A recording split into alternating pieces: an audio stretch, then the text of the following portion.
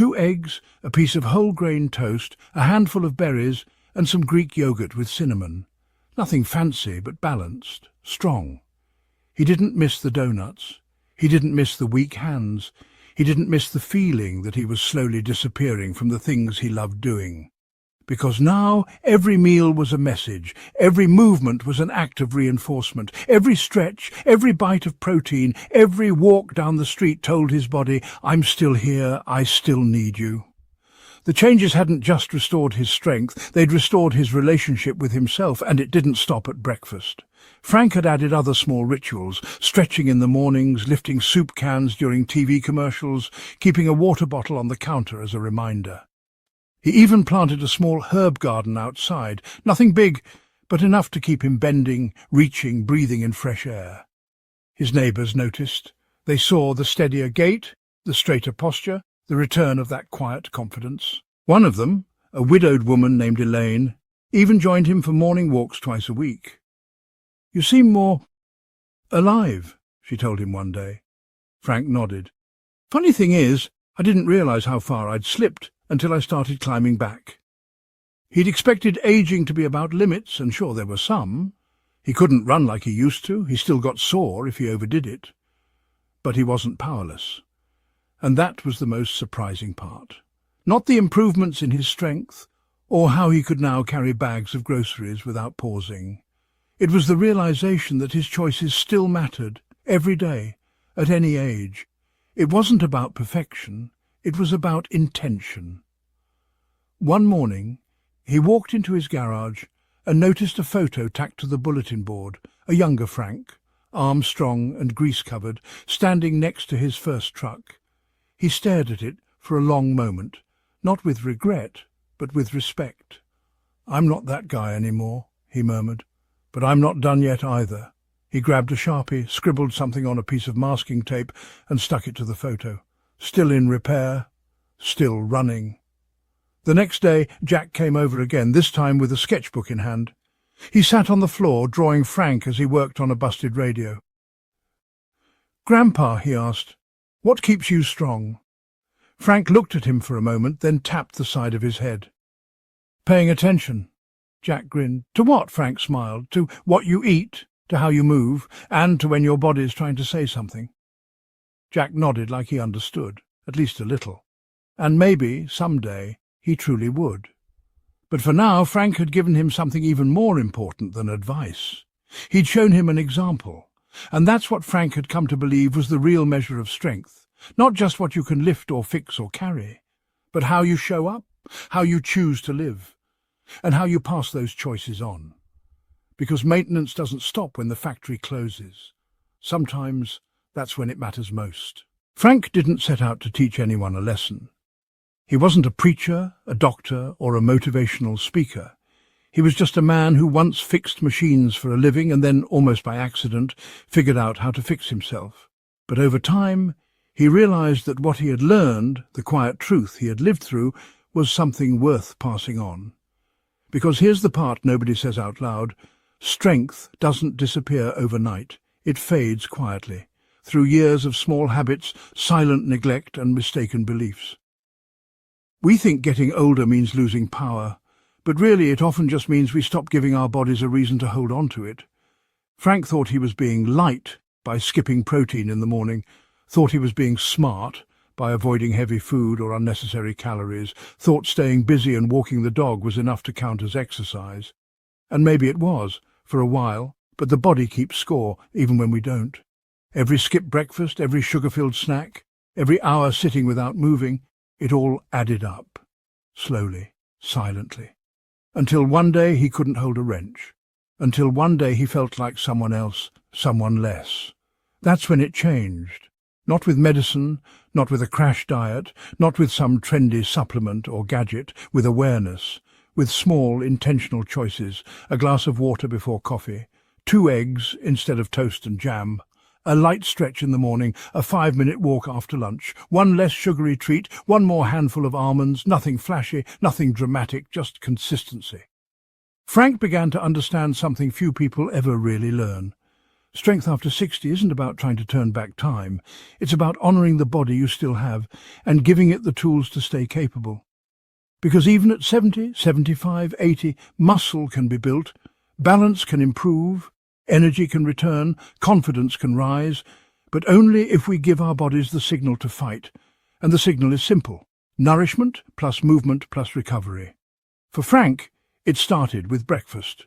That one shift changed his whole day. And enough good days became a good week, then a stronger month, then a life with more control, more freedom, more dignity. He didn't have to say no to stairs, didn't have to pause halfway up the porch. Didn't need help carrying in groceries or getting out of bed. He had reclaimed little things. But those little things were his independence. And for so many older adults, that's the difference between thriving and simply surviving.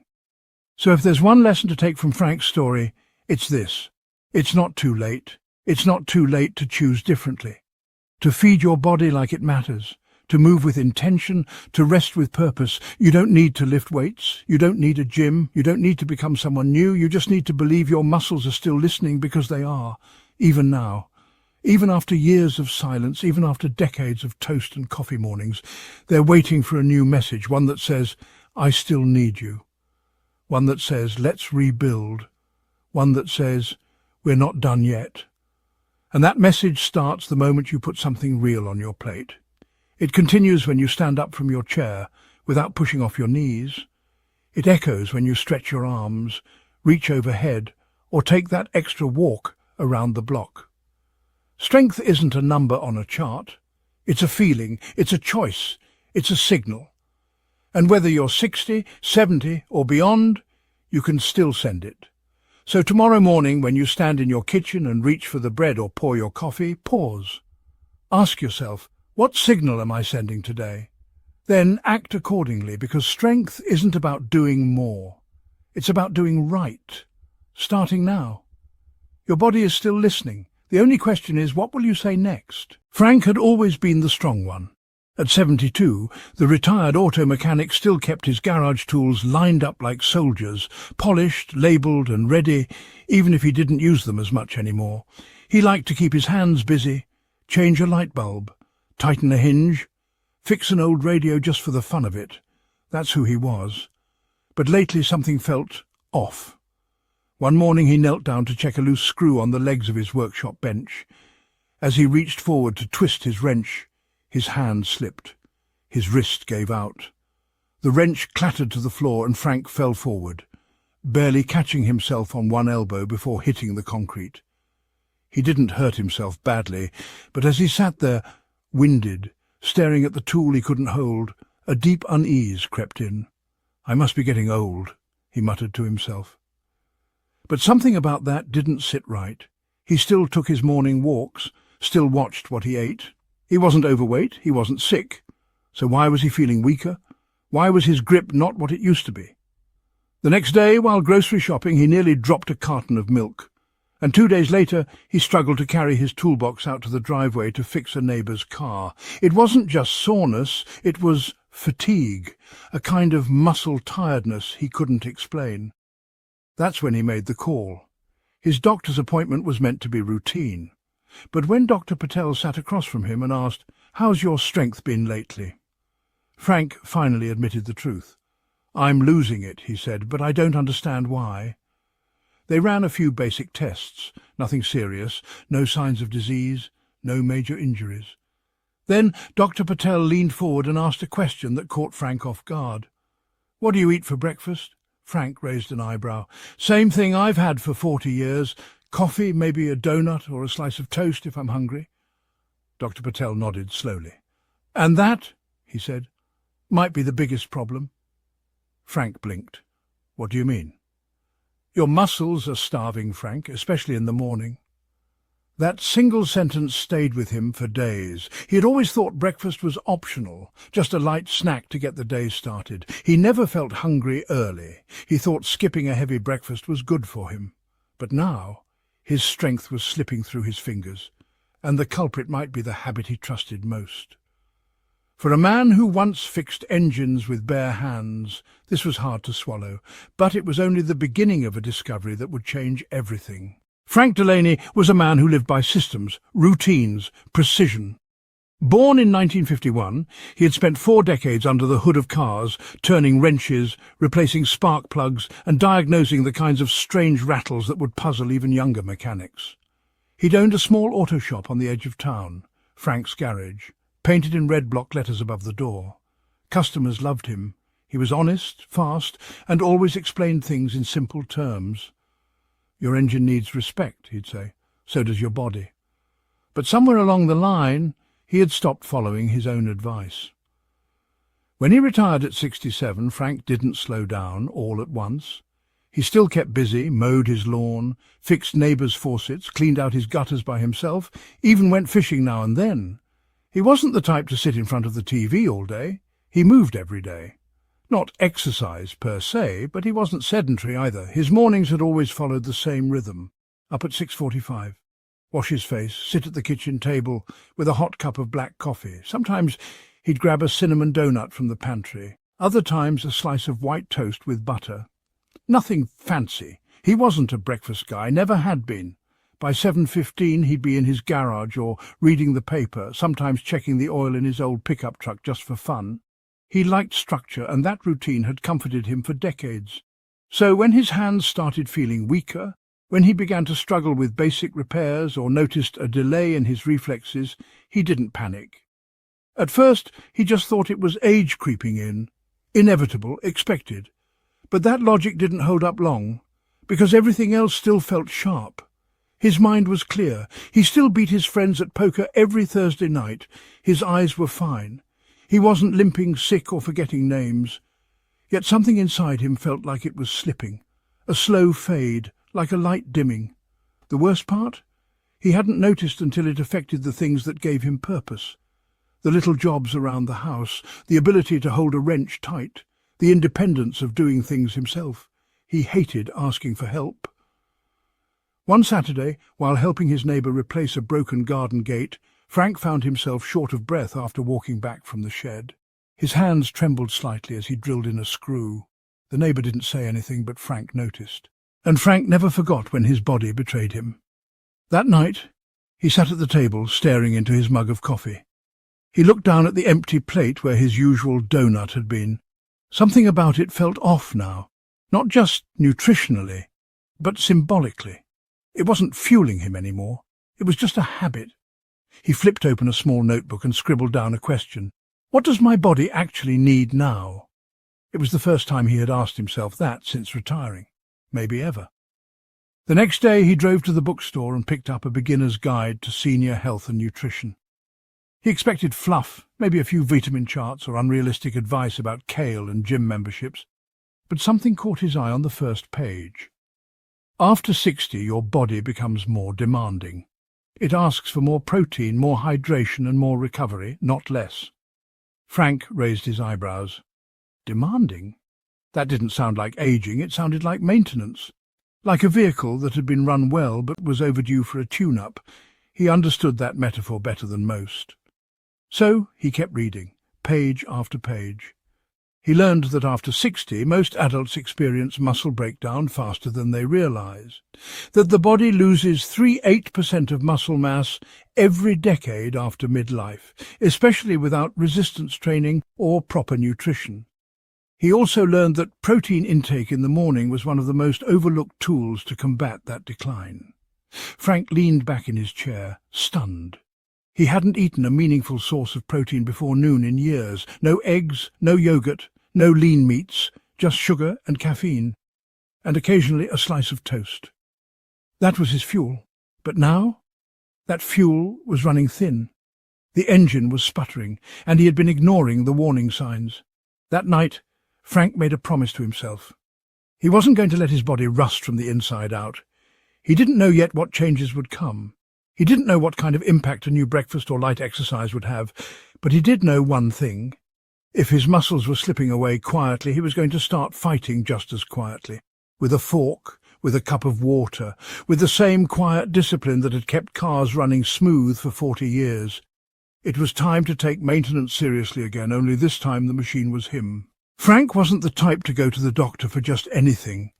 But after that morning in the garage, when his grip failed and his knees didn't catch him fast enough, he booked an appointment. He sat in the small exam room, arms crossed, tapping one boot against the floor. The fluorescent lights above hummed softly. Dr. Patel, his primary physician for the last few years, stepped in with a warm but curious smile. "So, Frank," he said, glancing at the chart, "what brings you in?" Frank hesitated, then shrugged. "Just feeling weaker than usual. Not sick. Just off. Slower. Like my body's slipping a little." Dr. Patel nodded thoughtfully. "Tell me more." Frank described the fatigue in his hands, the trouble standing from a crouch, the moment his wrench slipped, the stumble. He didn't dramatize it, but he didn't downplay it either. After a few basic tests, grip strength, range of motion, reflexes, Dr. Patel sat down and spoke plainly. "Your results aren't alarming, but they're not where they should be either, especially for someone who's still active like you." Frank raised an eyebrow. "So what's going on, Doc?" Dr. Patel leaned forward. "Tell me about your diet. What do you usually eat for breakfast?" Frank chuckled. "Same as I always have. Cup of coffee, maybe a donut, toast if I feel like it." "No protein?" "Not really. Never needed it before." Dr. Patel nodded slowly. "That's more common than you think.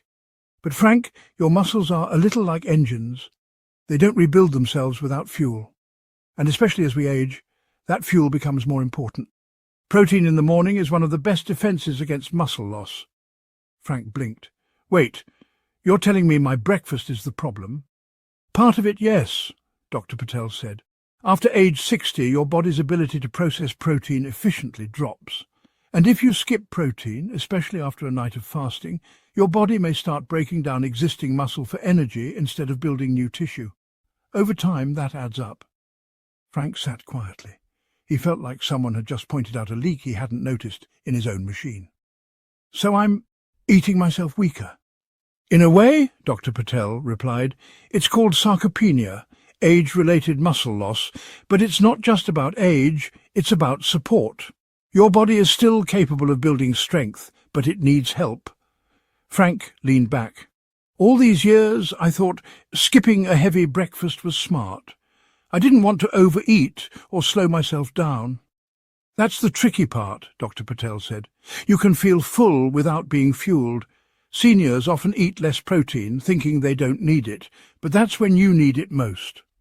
He pulled out a handout from a folder, a chart showing muscle mass decline with age, next to a list of suggested breakfast options: eggs, Greek yogurt, oats with nut butter, cottage cheese, protein smoothies. "Start with just one," he said. "Even a single egg or a scoop of peanut butter on whole grain toast can signal your body to begin repair, and drink a glass of water first thing. Hydration matters just as much." Frank looked at the page. "So it's not about eating more, just eating smarter." "Exactly." That night, back at home, Frank didn't go straight to the couch like usual. He sat at the kitchen table, pulled out his notebook and wrote a new heading: Fuel for Strength. Underneath he made a list: scrambled eggs, peanut butter toast, Greek yogurt with walnuts, cottage cheese and sliced peaches, water before coffee. He didn't feel excited, not yet, but he felt something stronger than hope, a plan. The next morning Frank stood in front of his stove holding 2 eggs. He cracked them into the pan, watching the whites bubble up in the olive oil. He toasted a slice of whole grain bread and topped it with a thin layer of peanut butter. He filled a tall glass with water.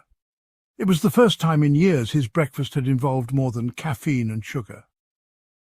As he sat down and took a bite, he wasn't expecting anything magical. But what he did feel was a quiet shift, a decision being honoured, a new kind of discipline, this time for himself. And as he swallowed the last bite, he said aloud to no one in particular, "Well, old man, let's see what happens when we treat you like a machine worth fixing." The first few mornings it felt strange, cooking eggs, drinking water before coffee, skipping the donut. But Frank stuck with it, not because he loved change, but because something inside him finally clicked. This wasn't about comfort anymore. It was about keeping control. He didn't expect instant results. But within a week, subtle shifts began to emerge. For starters, he didn't feel the usual mid-morning slump. He used to need a second cup of coffee by 9:30 just to stay alert. Now he felt steady, focused. His hands didn't feel as stiff when he gripped his wrench or lifted the trash can lid. He moved with a bit more ease, though he tried not to get ahead of himself. By the end of the second week, the biggest change wasn't in his body, it was in his mindset. Every time he made breakfast, he was sending a message: "You're still needed." It was quiet, even personal, but it was powerful. He began tracking his meals. Just simple notes in the notebook. 3 eggs, toast, peanut butter. Felt strong this morning. Greek yogurt and berries. Walked without knee pain. Skipped breakfast today. Felt sluggish. The difference was clear. One morning, Frank found himself crouched next to his lawnmower, adjusting the blade guard. Normally, this position would leave him stiff or sore when standing back up. But this time, his legs pushed him upright without that familiar wobble. He blinked, surprised. Later that day, he carried a 20-pound bag of birdseed across the yard, something he hadn't done without effort in years. No pause, no short breath, just motion. It wasn't dramatic, but it was undeniable. He told no one, not yet. This was still his private experiment. He wanted to be sure. By week 4, Frank added one more change. Gentle resistance training, nothing extreme, just 5 minutes a day. Chair squats, wall push-ups, holding a standing pose for balance. He'd watched a video online titled "Strength After 60" and decided to follow along. It felt silly at first. A man who once lifted engine parts, now working out with soup cans in his kitchen. But he knew better than anyone. Maintenance doesn't need to be flashy. It needs to be consistent. And the results kept coming. One afternoon, his neighbour's teenage son, Cole, knocked on the door. "Mr. Delaney, my dirt bike won't start.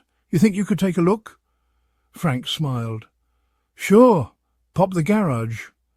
Inside, he crouched beside the bike, tightened the battery cables, and reached for the wrench set. He noticed the grip felt firmer, steadier, no trembling.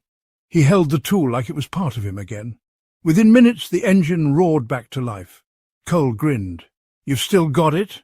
Frank grinned back. "I never lost it, just needed better fuel."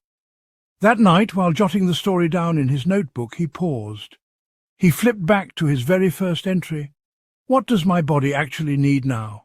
He'd been answering that question every day. And then came the twist, the deeper realization. This wasn't just about food or protein or exercises. This was about communication. For years, Frank had unintentionally been sending his body the wrong signals. Skipping breakfast, equal sign you're not needed. Sugary donuts, equal sign short energy, no recovery. No movement, equal sign your muscles can go dormant. It wasn't aging that was making him weaker. It was neglect, habitual, unintentional, well-meaning neglect. His muscles had been waiting for instruction. And now that he was giving it to them, they were responding like loyal workers coming back from furlough. And that was the part no one had told him. You don't lose strength just because of time. You lose it because the conversation between your body and your habits gets quiet. Too quiet. Frank had restarted that conversation, and the results were speaking volumes. By the end of the month, he no longer feared stairs. He could get down on one knee to check a tire without worrying how he'd get back up. His hands, his once trusted tools, had returned to form. At poker night, he lifted the chip tray with one hand, and one of the guys raised an eyebrow. "Back in business, Frankie?" Frank chuckled. "Back in repair." Then he shared what he'd been doing, the small changes, the protein, the water, the daily movements. At first the guys teased him. "What's next, kale smoothies?" But within a week, 2 of them called to ask about the breakfast chart. One even borrowed his notebook to copy down a sample meal plan. Frank realized something then. This wasn't just his story. It was a blueprint. One that could help others, men who'd worked hard all their lives, then quietly accepted decline as part of the deal. But what if it wasn't? What if strength could return, even late in the game? Frank didn't have to wonder anymore. He'd lived the answer. It was a cool Sunday morning when Frank found himself back in his old garage. Not to fix a car, but to help his 10-year-old grandson Jack tune up his new bike. The boy stood next to him, eyes wide, holding a little wrench with both hands. The chain was slipping and the brakes needed adjusting. It wasn't anything complicated, but it felt meaningful. Frank squatted beside the bike with ease, no knee pain, no hesitation, and guided Jack's hands to the right bolt. "Turn it left, not too tight." As Jack turned the wrench, Frank watched closely, remembering how he used to teach his own son the same way decades earlier. "Grandpa," Jack said, "how do you know so much about this stuff?" Frank smiled. "I spent most of my life listening to engines. They'll tell you what they need, if you're paying attention." He paused, then added, "Same with your body." Jack looked confused. "Your body talks," Frank chuckled. "Not with words, but it gives signals. You just got to learn how to listen." Later that day, as Jack rode circles in the driveway, Frank poured himself a glass of water and stood at the kitchen counter making a late breakfast.